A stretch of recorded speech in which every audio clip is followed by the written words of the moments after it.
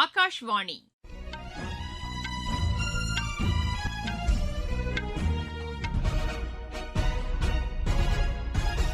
செய்திகள் வாசிப்பவர் சுமித்ரா ரத்னம். தலைப்புச் செய்திகள்: பிரதமர் திரு நரேந்திர மோடி அஸ்ஸாமில் 24,000 கோடி ரூபாய் மதிப்பிலான வளர்ச்சித் திட்டங்களை இன்று தொடங்கி வைக்கிறார். நோய் எதிர்ப்பு சக்தி மற்றும் உடல் ஆரோக்கியத்தில் யோகா முக்கிய பங்காற்றுவதை அறிவியல் ஆய்வுகள் நிரூபித்துள்ளதாக ஆயுஷ் துறை இணையமைச்சர் திரு பிரதாப் ராவ் ஜாதவ் தெரிவித்துள்ளார்.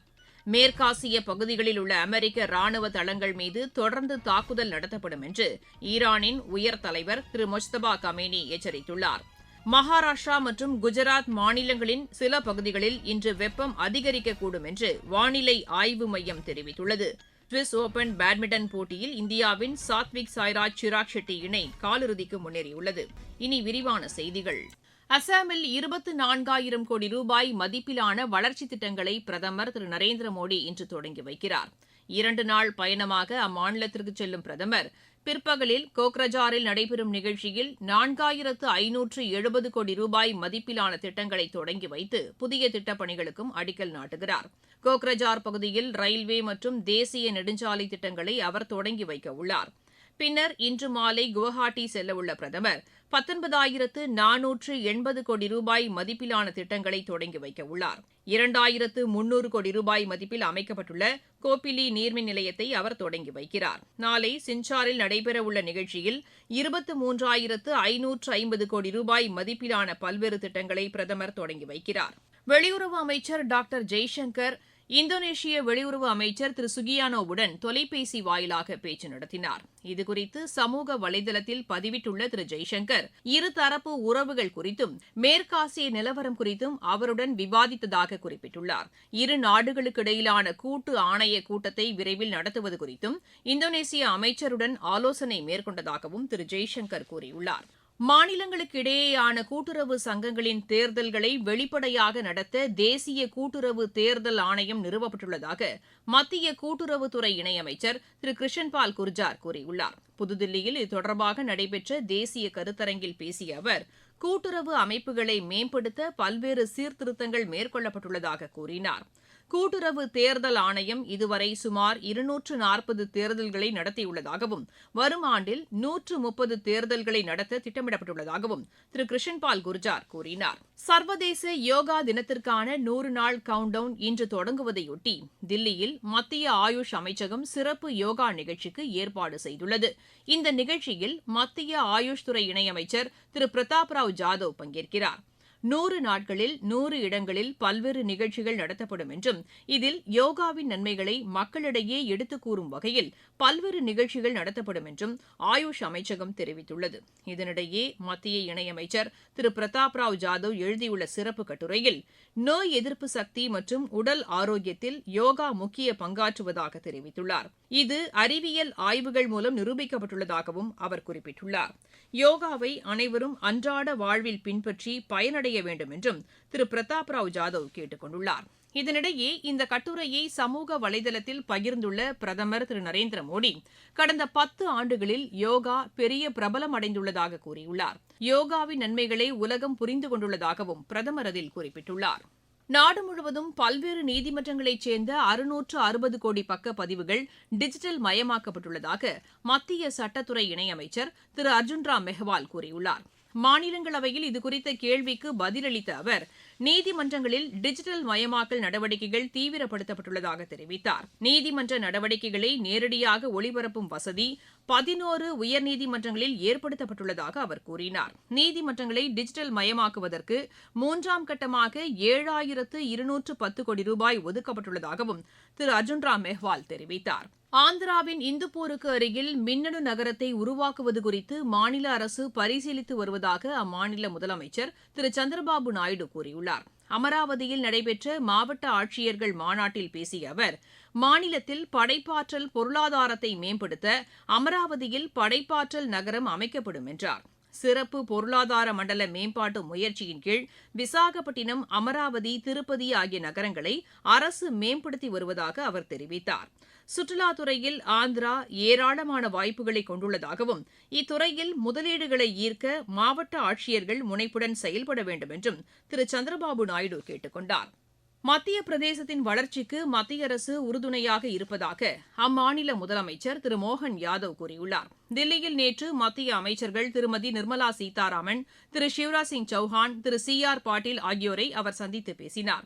பின்னர் செய்தியாளர்களிடம் பேசிய அவர், சம்பந்தப்பட்ட அமைச்சகங்கள் தொடர்பான கோரிக்கைகள் அவர்களிடம் எடுத்துரைக்கப்பட்டதாக தெரிவித்தார்.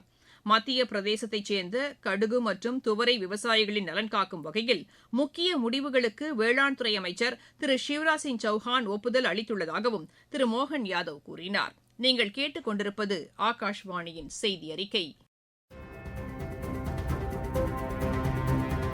நேயர்களே, சென்னை அகில இந்திய வானொலியின் மாநில செய்திப் பிரிவு வழங்கும் சுழல் விளக்கு சனிக்கிழமை தோறும் காலை 7 மணிக்கு ஒலிபரப்பாகிறது. நடப்பு நிகழ்வுகளின் கட்டுரை வடிவிலான இந்த பகுதியில் நாளை இடம்பெறுகிறது. மேற்காசிய நாடுகளில் நிலவும் பதற்றமும் அதன் பாதிப்புகளும் குறித்த ஒரு பார்வை. பிரதான அலைவரிசையில் ஒலிபரப்பாக உள்ள இந்த நிகழ்ச்சியை கேட்க தவறாதீர்கள். மேற்காசிய பகுதிகளில் உள்ள அமெரிக்க ராணுவ தளங்கள் மீது தொடர்ந்து தாக்குதல் நடத்தப்படும் என்று ஈரானின் உயர் தலைவர் திரு முஜ்தபா கமேனி எச்சரித்துள்ளார். அந்நாட்டின் உயர் பொறுப்பை ஏற்ற பின்னர் முதல் முறையாக நாட்டு மக்களுக்கு அவர் உரையாற்றினார். தங்களது இலக்கு அமெரிக்க ராணுவ தளங்கள் மட்டுமே என்றும் அண்டை நாடுகள் மீது தாக்குதல் நடத்தும் எண்ணம் இல்லை என்றும் அவர் கூறினார். அமெரிக்க தளங்கள் மீதான தாக்குதல் வரும் நாட்களில் தீவிரப்படுத்தப்படும் என்றும் அவர் தெரிவித்தார். ஹோர்முஸ் நீரிணை பகுதி தொடர்ந்து மூடப்பட்டிருக்கும் என்றும் திரு முஜ்தபா கமேனி கூறினார். நாகாலாந்து ஆளுநராக திரு நந்த்கிஷோர் யாதவ் இன்று பதவியேற்கிறார். அம்மாநில ஆளுநராக பதவி வகித்த இல கணேசன் காலமானதை அடுத்து மணிப்பூர் ஆளுநர் திரு அஜய்குமார் பல்லா கூடுதலாக நாகாலாந்து ஆளுநர் பொறுப்பை வகித்து வந்தார். குஜராத் மாநிலத்தில் தொழிற்கல்வி பயிலும் மாணவர்கள் மின்சார வாகன தொழிலில் பயிற்சி பெற மாநில அரசு முன்னுரிமை அளித்து செயல்படுவதாக முதலமைச்சர் திரு பூபேந்திர பட்டேல் கூறியுள்ளார். காந்தி நகரில் மாணவர்கள் பயிற்சி பெறுவதற்காக 40 மின்சார வாகனங்கள் மற்றும் கார்களை அரசு தொழிற்பயிற்சி நிறுவனத்துக்கு நேற்று அவர் வழங்கினார். மின்சார வாகன தொழில்துறையில் முதல் கட்டமாக 8000 மாணவர்கள் சிறப்பு பயிற்சி பெறுவதற்கான வாய்ப்புகளை அரசு ஏற்படுத்தியுள்ளதாக அவர் தெரிவித்தார். இத்துறையில் வேலைவாய்ப்புகளை உருவாக்கும் வகையில் அரசு நடவடிக்கைகள் மேற்கொண்டு வருவதாகவும் திரு பூபேந்திர பட்டேல் கூறினார். நாட்டின் வளர்ச்சியை விரைவுபடுத்த பெண்கள் அதிக அளவில் தொழில்நுட்ப கல்வி பயில வேண்டும் என்று தில்லி முதலமைச்சர் திருமதி ரேகா குப்தா கூறியுள்ளார். தில்லியில் உள்ள இந்திரா காந்தி மகளிர் தொழில்நுட்ப பல்கலைக்கழகத்தின் பட்டமளிப்பு விழாவில் நேற்று உரையாற்றிய அவர், தொழிற்கல்வியில் மகளிரின் பங்களிப்பை அதிகரிக்க தில்லி அரசு உறுதி பூண்டுள்ளதாக கூறினார். பிரதமர் திரு நரேந்திர மோடியின் தலைமையில் மேற்கொள்ளப்பட்டுள்ள டிஜிட்டல் முன்முயற்சிகள் மகளிருக்கு அதிகாரம் அளிப்பதில் முக்கிய பங்காற்றியுள்ளதாக திருமதி ரேகா குப்தா தெரிவித்தார். மகாராஷ்டிரா மற்றும் குஜராத் மாநிலங்களின் ஒரு சில பகுதிகளில் இன்று வெப்பம் அதிகரிக்கக்கூடும் என்று வானிலை ஆய்வு மையம் தெரிவித்துள்ளது. கடலோர கர்நாடகா மற்றும் கேரள மாநிலத்தின் சில பகுதிகளிலும் வெப்பம் அதிகரிக்கும் என்றும் அந்த மையம் கூறியுள்ளது. அருணாச்சல பிரதேசத்தின் ஒரு சில பகுதிகளில் கனமழை பெய்யக்கூடும் என்றும் தெரிவிக்கப்பட்டுள்ளது. சத்தீஸ்கர், மேற்குவங்கம் மற்றும் சிக்கிமில் சில இடங்களில் லேசான மழை பெய்யக்கூடும் என்றும் வானிலை ஆய்வு மையம் கூறியுள்ளது. சுவிஸ் ஓபன் பேட்மிண்டன் போட்டியில் இந்தியாவின் சாத்விக் சாய்ராஜ் சிராக் ஷெட்டி இணை காலிறுதிக்கு முன்னேறியுள்ளது. ஆடவர் இரட்டையர் பிரிவு காலிறுதிக்கு முந்தைய சுற்று ஆட்டத்தில் இந்த இணை 21-15, 15-21, 28-26 என்ற செட் கணக்கில் ஜப்பானின் ஒகமுரா யமாஷிட்டா இணையை வென்றது. உலக பாரா கிராண்ட் பிரீ தடகள சாம்பியன் போட்டியில் இந்தியாவின் சுமித் அன்டில் தங்கப்பதக்கம் வென்றார். புதுதில்லியில் நடைபெற்று வரும் இப்போட்டியின் ஈட்டி எறிதல் பிரிவில் அவர் இப்பதக்கத்தை கைப்பற்றினார். இப்போட்டியில் இந்தியா நேற்று மட்டும் 12 தங்கப்பதக்கங்களை வென்றது. உலக பாரா சேலஞ்சர் டேபிள் டென்னிஸ் போட்டியில் இந்தியாவின் பவினா பென் பட்டேல் பட்டம் வென்றார். உலகக்கோப்பை மகளிர் ஹாக்கி தகுதிச்சுற்று போட்டியின் அரையிறுதி ஆட்டத்தில் இந்தியா இன்று இத்தாலியை எதிர்கொள்கிறது. மீண்டும் தலைப்புச் செய்திகள். பிரதமர் திரு நரேந்திர மோடி அசாமில் 24,000 கோடி ரூபாய் மதிப்பிலான வளர்ச்சித் திட்டங்களை இன்று தொடங்கி வைக்கிறார். நோய் எதிர்ப்பு சக்தி மற்றும் உடல் ஆரோக்கியத்தில் யோகா முக்கிய பங்காற்றுவதை அறிவியல் ஆய்வுகள் நிரூபித்துள்ளதாக ஆயுஷ் துறை இணையமைச்சர் திரு பிரதாப் ராவ் ஜாதவ் தெரிவித்துள்ளார். மேற்காசிய பகுதிகளில் உள்ள அமெரிக்க ராணுவ தளங்கள் மீது தொடர்ந்து தாக்குதல் நடத்தப்படும் என்று ஈரானின் உயர் தலைவர் திரு முஜ்தபா கமேனி எச்சரித்துள்ளார். மகாராஷ்டிரா மற்றும் குஜராத் மாநிலங்களின் சில பகுதிகளில் இன்று வெப்பம் அதிகரிக்கக்கூடும் என்று வானிலை ஆய்வு மையம் தெரிவித்துள்ளது. சுவிஸ் ஓபன் பேட்மிண்டன் போட்டியில் இந்தியாவின் சாத்விக் சாய்ராஜ் சிராக் ஷெட்டி இணை காலிறுதிக்கு முன்னேறியுள்ளது. செய்தியறிக்கை நிறைவடைகிறது.